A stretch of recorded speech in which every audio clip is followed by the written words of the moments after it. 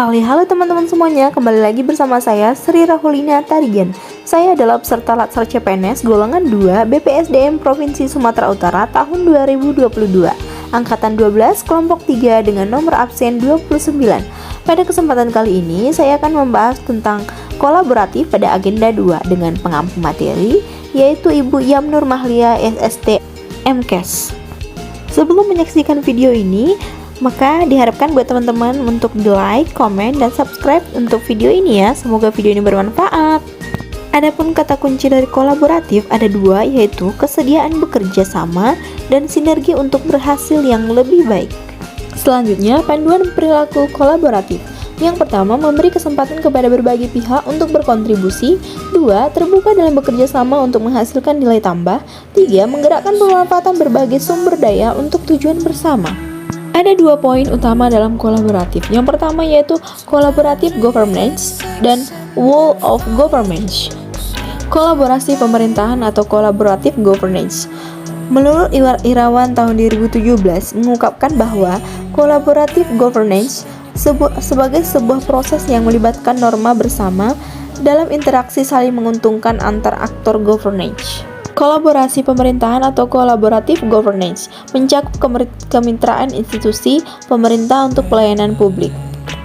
Ansel dan Guest pada tahun 2007 membangun 6 kriteria penting untuk kolaborasi, yaitu forum yang diprakarsai oleh lembaga publik atau lembaga, 2 peserta dalam forum termasuk aktor non-state, 3 peserta terlibat langsung dalam pengambilan keputusan dan bukan hanya dikonsultasikan oleh agensi publik, 4 forum secara resmi diatur dan bertemu secara kolektif, 5 forum ini bertujuan untuk membuat keputusan dengan konsensus, yang 6 fokus berkolaborasi adalah kebijakan publik atau manajemen.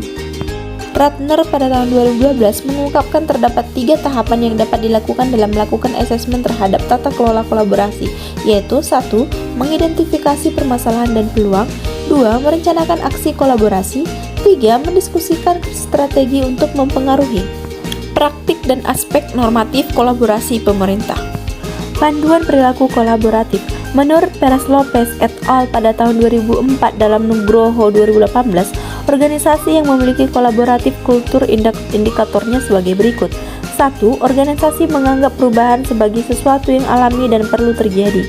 2. Organisasi menganggap individu atau staf sebagai aset berharga dan membutuhkan upaya yang diperlukan untuk terus menghormati pekerjaan mereka. 3. Organisasi memberikan perhatian yang adil dan bagi staf yang mau mencoba dan mengambil resiko yang wajar dalam menyelesaikan tugas mereka atau bahkan ketika terjadi kesalahan. 4. Pendapat yang berbeda didorong dan didukung dalam organisasi atau universitas. Setiap kontribusi dan pendapat yang sangat dihargai. 5. Masalah dalam organisasi dibahas transparan untuk menghindari konflik. 6. Regenerasi dan kerja tim antar divisi adalah didorong dan keseluruhan setiap divisi memiliki kesadaran terhadap kualitas layanan yang diberikan.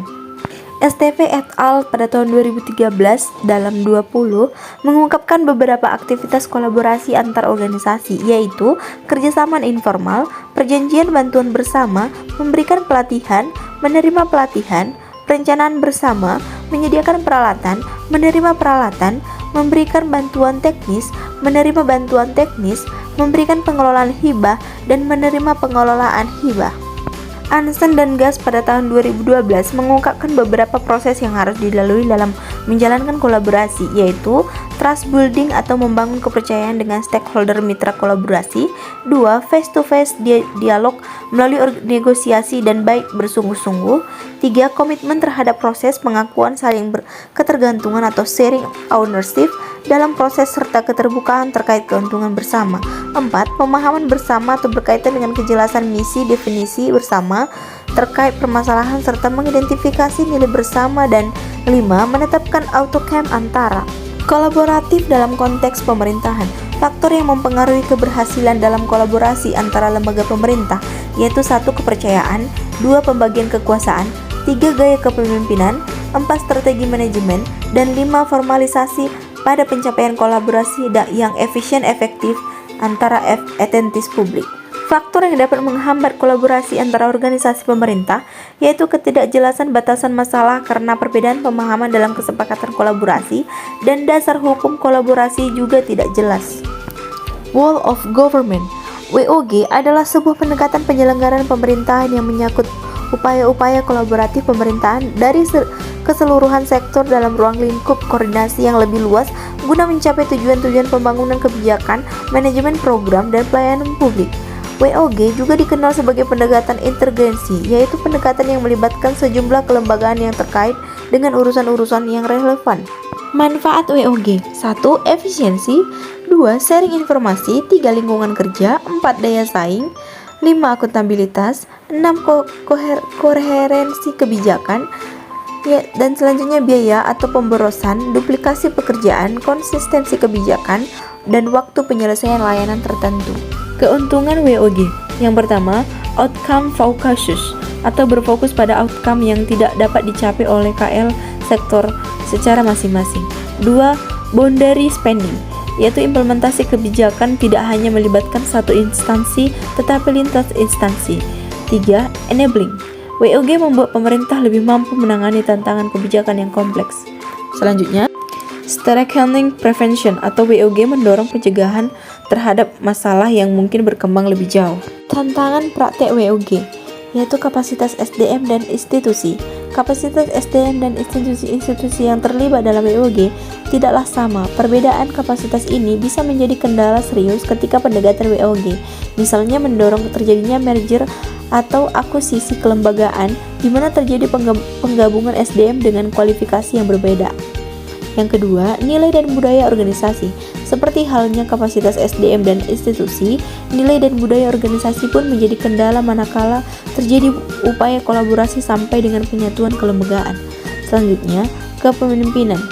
WOG berdasarkan jenis. 1. Pelayanan yang bersifat administratif, pelayanan publik yang menghasilkan berbagai produk dokumen resmi yang dibutuhkan warga masyarakat. 2. Pelayanan jasa, pelayanan yang menghasilkan berbagai bentuk jasa yang dibutuhkan warga masyarakat seperti pendidikan, kesehatan, ketenagakerjaan, perhubungan, dan lainnya. 3. Pelayanan barang, pelayanan yang menghasilkan jenis barang yang dibutuhkan warga masyarakat seperti misalnya jalan, perumahan, jaringan, telepon, listrik, air bersih, dan seterusnya. Dan yang kelima, pelayanan regulatif. Pelayanan regulatif melalui pendekatan hukuman dan peraturan perundang-undangan maupun kebijakan publik yang mengatur sendi-sendi kehidupan masyarakat. Berikut ini saya akan menampilkan implementasi dari kolaboratif yang sudah saya lakukan. Sebelumnya itu, jangan lupa di like, komen, dan subscribe juga ya teman-teman. Semoga video ini bermanfaat. Ini adalah bentuk implementasi kolaborasi yang saya lakukan bersama teman-teman satu pekerjaan saya ataupun satu kantor saya, di mana kami sedang membahas suatu persoalan dalam pekerjaan yang mungkin susah untuk dipecahkan persoalannya, dan ini kami melakukannya dengan bersama-sama dengan teman-teman saya. Lalu pada video selanjutnya, ini adalah bentuk implementasi kolaboratif bersama teman sekantor juga, di mana ada suatu pekerjaan yang harus diselesaikan dengan cepat, maka kami bekerja sama untuk mengerjakan pekerjaan tersebut agar pekerjaan tersebut terlaksana dengan baik dan juga lancar. Berakhirlah sudah video yang dapat saya sampaikan tentang kolaboratif. Semoga video ini dapat bermanfaat untuk kita semuanya dan juga dapat diimplementasikan dalam pekerjaan kita masing-masing. Demikianlah yang dapat saya sampaikan. Saya ucapkan terima kasih. Bye-bye.